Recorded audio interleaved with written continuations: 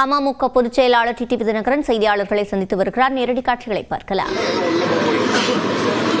நான் எந்த கூட்டணியில போவேங்கிறத பத்தி நான் எந்த முடிவு எடுக்கல. இல்ல டிசம்பர் இது இல்லாம நாங்க அன்றைக்கு தனியாக நிக்கலாம்னு கூட நினைக்கலாம். இப்ப 3-4 மாசம் இருக்குங்க. அந்த நேரத்தில் நாங்க தனியா கூட நிக்கலாம்னு முடிவு எடுக்கலாமா? இன்னும் சில கட்சிகளை சேர்த்து கொண்டு முடிவு எடுக்கலாம். இன்றைய நிலைமையில நாங்க தனியா நிக்கணுங்கிற முடிவுக்கு வராதனால 4 முனை போட்டிக்கிறேன். டிசம்பர் மாதத்துல தான் நான் சொல்றேன்.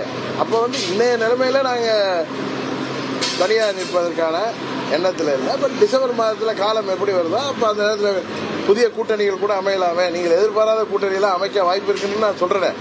அதை நான் சுசகமா சொல்றேன். அவ்வளவுதான். துரோகத்தை வீழ்த்துவதுதான் வருங்காலத்தில்.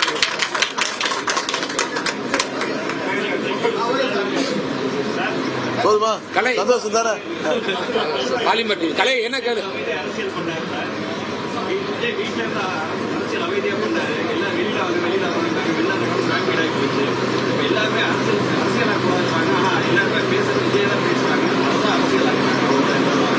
நீங்க தான் நான் உட்கார்ந்தேன். நீங்க தான் அதுல ரைட்டா இது தப்பான்னு கேட்கிறப்ப நான் நடுநிலையா பேசுறேன்.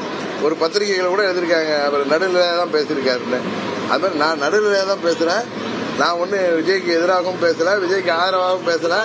ஆட்சியாளர்கள் இதுல சரியா நடந்துக்கிறாங்கன்னு சொன்னா அவங்களுக்கு ஆதரவு. இந்த விஷயத்தை பொறுத்த வரைக்கும் அவங்க சரியா நடந்திருக்காங்க.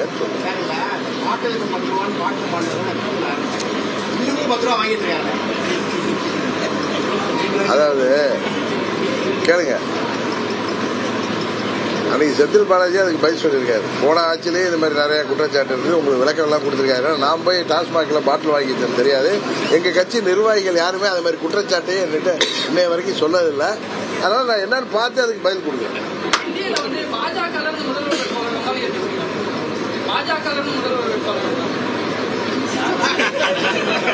அவங்க அறிவிக்கிற நேரத்தில் நான் அதுக்கு பதில் சொல்றேங்க.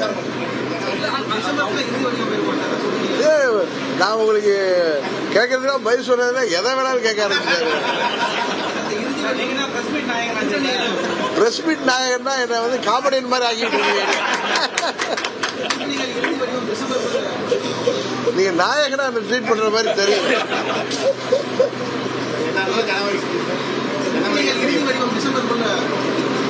டிசம்பர்னா டிசம்பர் 31 உள்ளாரையா சொல்லு கேட்காதீங்க.